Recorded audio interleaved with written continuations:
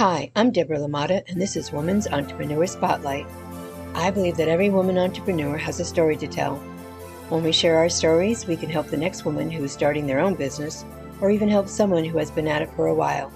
I hope that you can find your takeaway from these stories to help you in your journey of being a woman entrepreneur. Hi, I'm Deborah Lamata, and this is Woman Entrepreneur Spotlight. And today I have a very special guest, Sarah Charbonneau from Side of Sass Designs. Good morning, Sarah. Good morning. And how are you doing? Tired. How are you? Not bad at all. Well, Sarah not only happens to be a special guest today, she also happens to be my oldest daughter, number one daughter out of three, and there's also a son in the mix. So I'm so happy to have you here. Me too. All right. Well, let's get started. There's two questions that I like to ask my guests to get us warmed up. And the first one is, if you could live anywhere in the world, where would it be? So I know that you asked this question and I pondered upon that. And honestly, I don't really care where I live unless I just not a city and I would want it to be warm.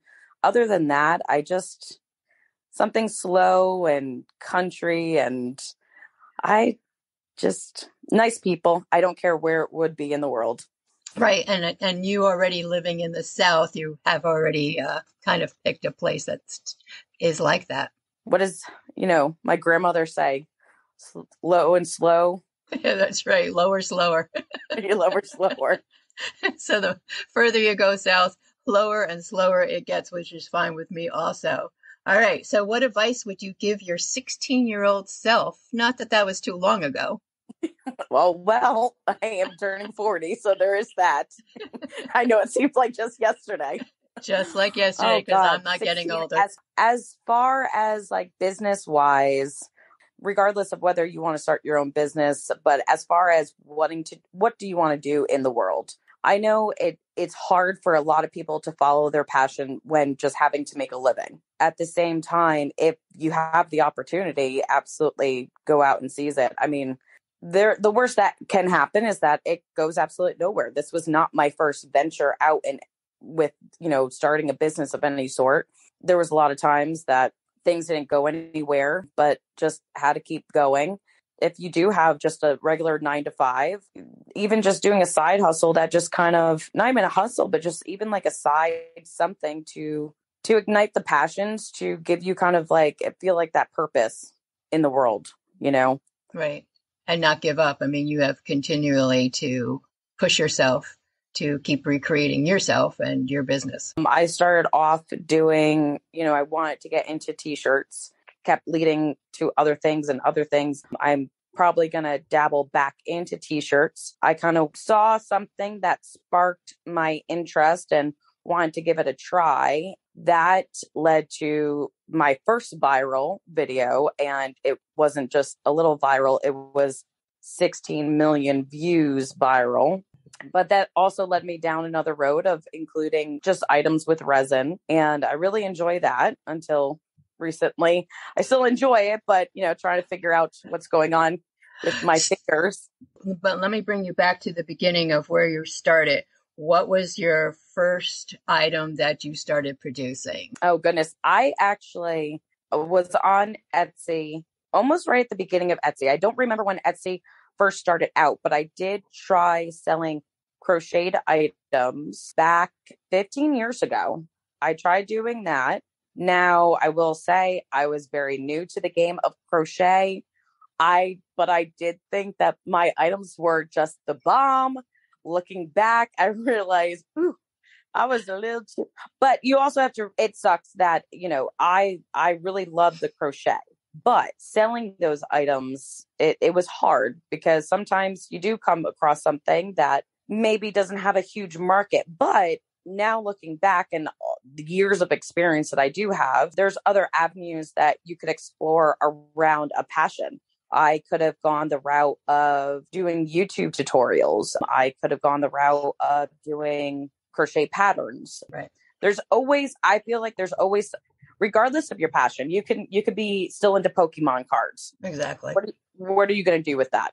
I don't know much about Pokemon cards, but you could start a YouTube, channel and talk about the cards. And like, I'm assuming, the specialty card, And that's what they say. They say to take a passion, and that's what you could run with and develop from. Even before your crochet, what prompted you to even want to start your own business? I think from a little girl, I always wanted to, I mean, if I'm being frank, I wanted to be in charge. Still do. Like running the show. Yes, I like being in charge. Now, I mean, I definitely, I had corporate jobs as well, and life just kind of landed me in the stay-at-home mom position, which no job compares to that. Yeah, prior to that, I actually wanted to open my own dance studio when I was younger.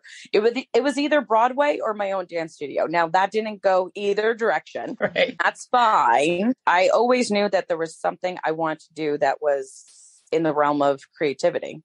Correct. And you always have had that passion. And just for my listeners, Sarah may not think that her crocheting in the beginning wasn't awesome, but she started out with these designs of awesomeness, I can say. And there is one blanket in particular that she has given her grandmother, top of the line professional. It is absolutely gorgeous. And one day I am going to steal that one, just to let you know. Well, I mean, I think that's the other thing, that a lot of the things that I can say will definitely be cliche, or people have heard it time and time and again. But a lot of those cliche, thoughts or advice that you might hear do still ring true. I didn't know how to crochet. I wanted to learn how to crochet. So I learned how to crochet off of YouTube, but I was like determined to learn. We can continue to learn new things no matter what. And it did turn into a passion, and it got to the point that I wanted to learn more and more and more and more. And you did do that. And then taking the crocheting and putting that together in a small business, then how did you get to Side of Sass Design and your t-shirts? Okay, so if I walk through all the ventures that I wanted to try or did try, is the crochet. I put that aside. I still crochet to this day. I did do medical transcriptionist, and you are your own, pretty much a contractor. Didn't enjoy that. Then I moved on to wanting to explore photography. Didn't do much with that. That landed me into trying Live Craft Create. And again, I enjoy writing because again, there's that creative aspect. I stopped doing that. And then I have an outlet, and that outlet is creativity. And I came across, and actually who inspired me the most was a company called Hippie Runner.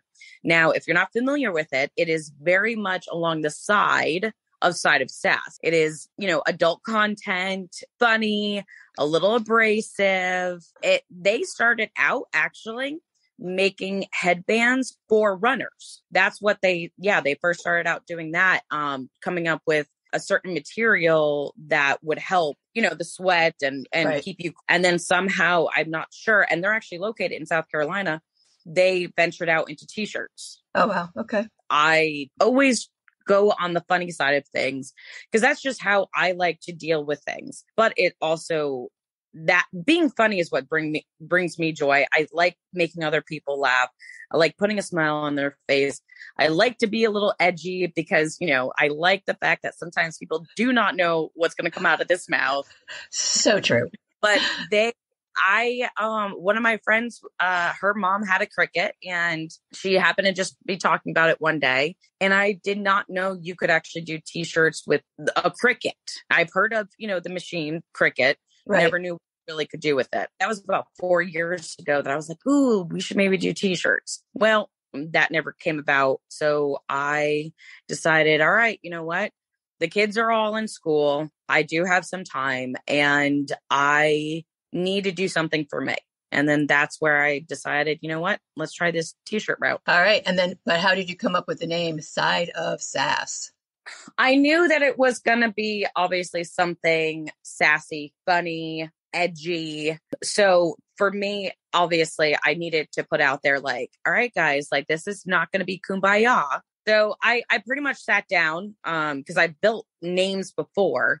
obviously sassy. That was one of the verbiage that I came up with, was trying to figure out, what would go well. And then we just came across side of Sass, because I also like the fact that, there's a side of me that's sassy, but what I possibly may do, that I've not told anyone, but maybe 2 people, I am going to possibly open a second store. Awesome. Which would be the opposite side of Sass. Well, we all have many sides to ourselves. Exactly. And why not do it? So good for you. That is pretty awesome.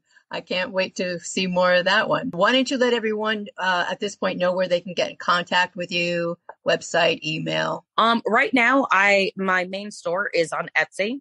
So if you just go to Etsy, side of Sass Designs, I'm on almost every social media outlet, Facebook, Instagram, and TikTok. TikTok, I am about to hit 160,000 followers. Wow. A lot of my followers are from TikTok. TikTok has proven to be probably one of the best tools to use. Yeah, Etsy, I would say, would be the main go-to, which is where my shop is, which there is not much up in there because I'm constantly being sold out. Yes, you are. Yeah, we unfortunately can't keep items up if they're sold out. How has your experience been working with Etsy? I love and hate. I will be honest. There's a lot of upsides and downsides. Etsy obviously is super easy to start. I know it can look very overwhelming, but if you sit back and take one section at a time of a listing, it's super easy to just fill out. It's an amazing platform to start on to get out there. But then the downfall is it is an amazing platform to start off with, and there's millions of people on it. So you can sometimes get lost. So you have to kind of play with that a little bit. And have you ever thought about creating your own website and selling from there? Yeah, I have thought about Shopify, because then obviously there's the other side of Etsy with the fees and whatnot. Because I've driven so much of my own business, it would make sense for me to move over to a platform that I would have a little bit more say in. Right. I have thought about it, but as you know, then there's other taxes and the legal side of the business then comes into. Okay. Well, I'll be looking. We'll be following you, see what your next move is, see if you come up with Shopify or even your own website to sell from. Who or what motivates you? That's a good question. Thank you. Oh God. Who or what motivates me? I think the creativity. Like I said, I start with the t-shirts and I started dabbling in keychains. I use a UV resin, and then I started making pens, glitter pens. But again, because my name is Side of Sass, I decided to go ahead and try a little bit of Sass. I had a set of pens that also went viral. It was I think it's up to 5.6 million views now. I just like to think outside the box. I will literally have something come to me at like 2:00 in the morning and I have to get up and write it down. And I like to see it come to fruition. Now, are all my ideas great and go somewhere? Absolutely not. But at the same time, I do realize if you're going to be in a business, especially a crafting business, the best way to get out there is to do your own thing. Absolutely. Not sit back. You can see where the trends are going. Absolutely. But we would never have gotten the glitter pen if someone had not sat back and said,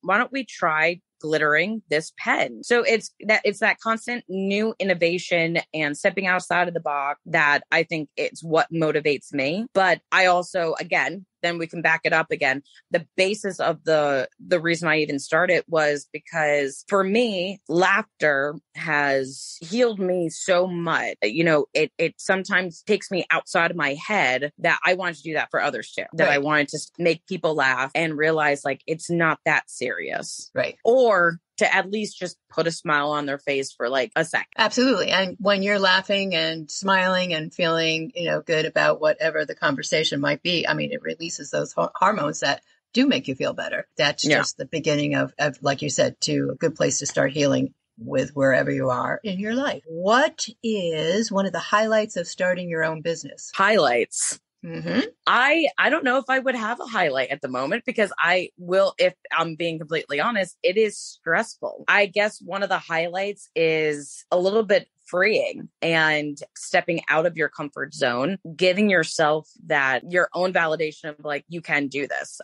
Well, And let me interrupt you there because I know when you put up your new pens for your day pens, some of the words I can't repeat, but that's okay. There's where that side of Sass comes in.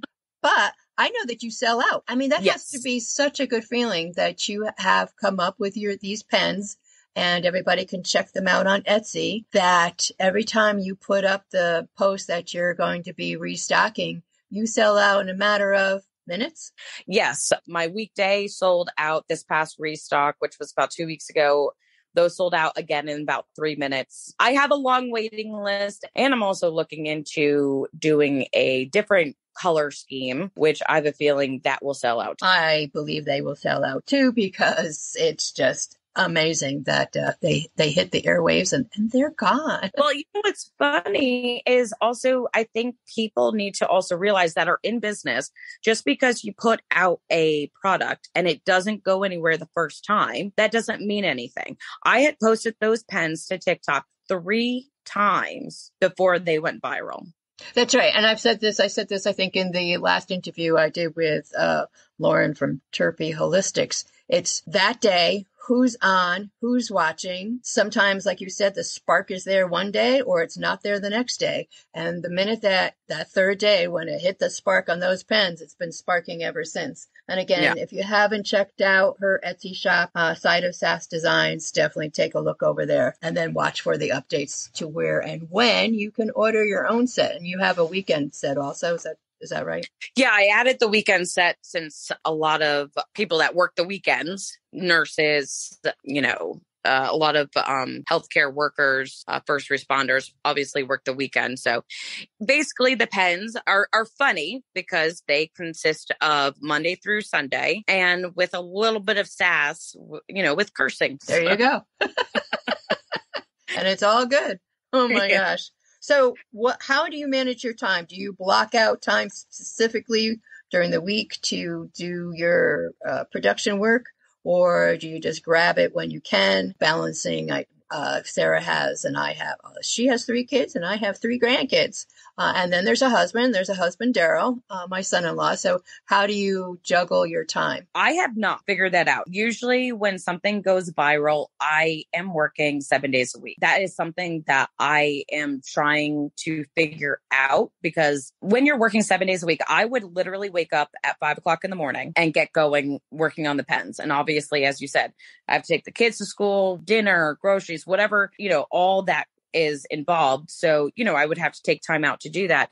But I would work on what I needed to work on, whether it was shirts or pens, from about 5 o'clock in the morning till about 10 o'clock at night, 7 days a week. And that is wrong because I ended up burning myself out. So going forward, have you come up with a plan of how you're going to work your time with your family and your business? I get back into doing the pens again. What I'm doing is, because I know that they will sell out, is I'm just doing ready to ship. I don't take pre-orders anymore. And even if I were to take pre-orders, I now know how many can I get done in a week, minus a few, because I was obviously working way too much. Right. And I would just work on a set of pens. Following week, I would say, hey, about to restock. And I would just restock as many pens as I had gotten done without working the entire week, morning to night. So that's really how it is. What I've realized is everything is trial and error. You have to figure out how long is it going to take me to do X, Y, and Z, but also scheduling in okay, I'm going to work from 6 a.m. to about 5 p.m. and that's it. But I've also noticed a lot of small business owners that make something tangible do work 7 days a week. Well, absolutely. And I think maybe in the beginning of a new business, you take whatever time you have to do what you need to do to get the job done. What's been one of the most valuable lessons that you have learned from starting your own business? I think the most valuable, what I mentioned before, is that you can't just give up because one thing doesn't work. I started out doing t-shirts just like the rest of everyone. Right. And I tried something new. Mm-hmm. That absolutely took off. I think the other thing is, as my mom knows, is that when I get something in my head, I know this part. I do not stop until I've achieved such. This is true. I was determined with the pens to get it out there, do something with them. And sometimes, yeah, I do focus on, all right, we're going to take this to a viral standpoint. Then I do. Yes, she does. But that's the whole thing. And if you know Sarah, you just have to hold on tight and wait till the ride is over. And she gets there.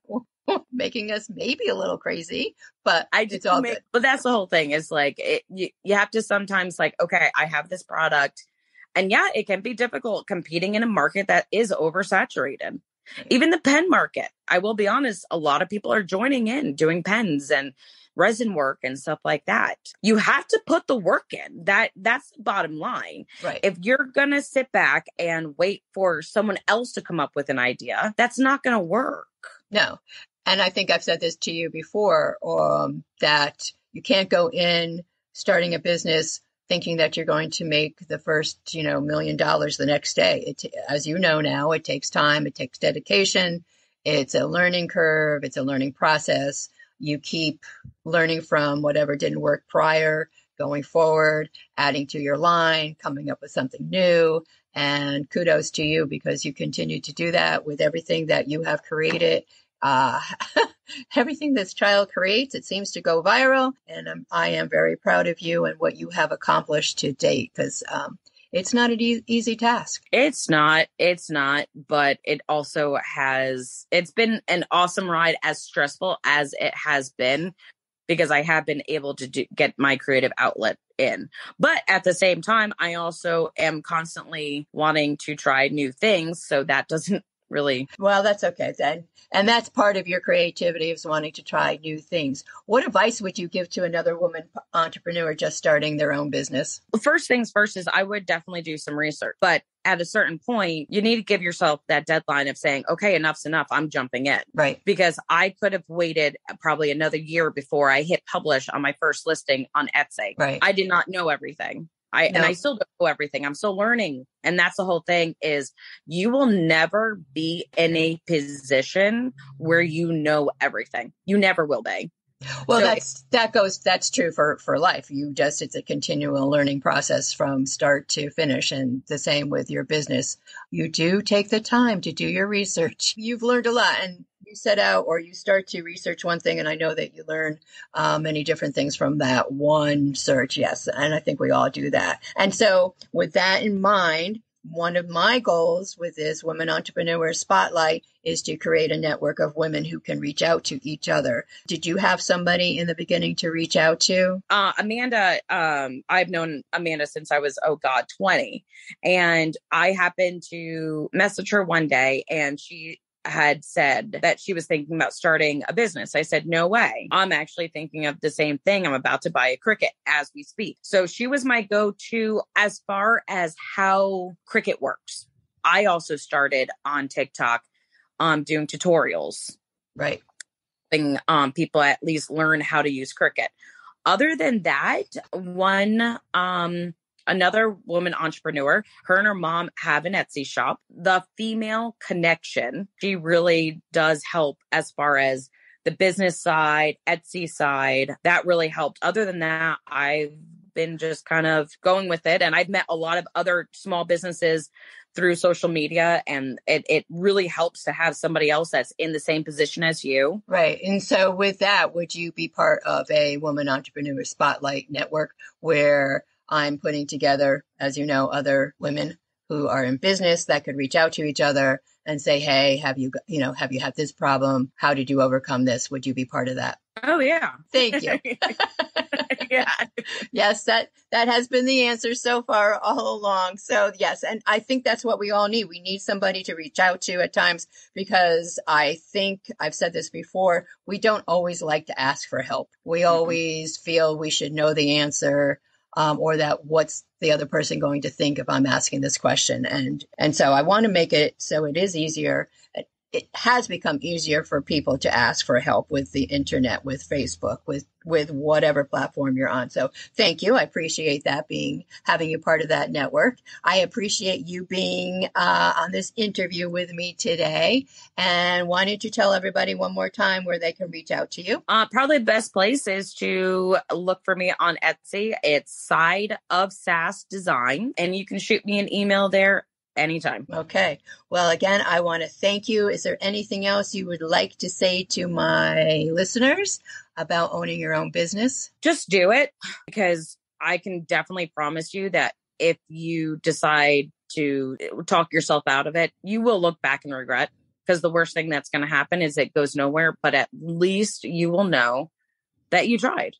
Exactly. And have been doing the same thing along with you. I call it reinventing myself. Every time I turn around, I'm doing something, but it's a good thing. As you know, you keep, finding new things to do. So I am proud of you. I appreciate you. Thank you for today. Thank you, everyone who's listening.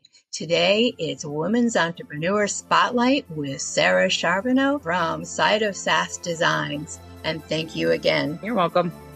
Thank you for listening to Women Entrepreneur Spotlight. I hope you've enjoyed this episode. For updates on my next interview, follow me on Facebook at Woman Entrepreneur Spotlight. Until then, keep being awesome.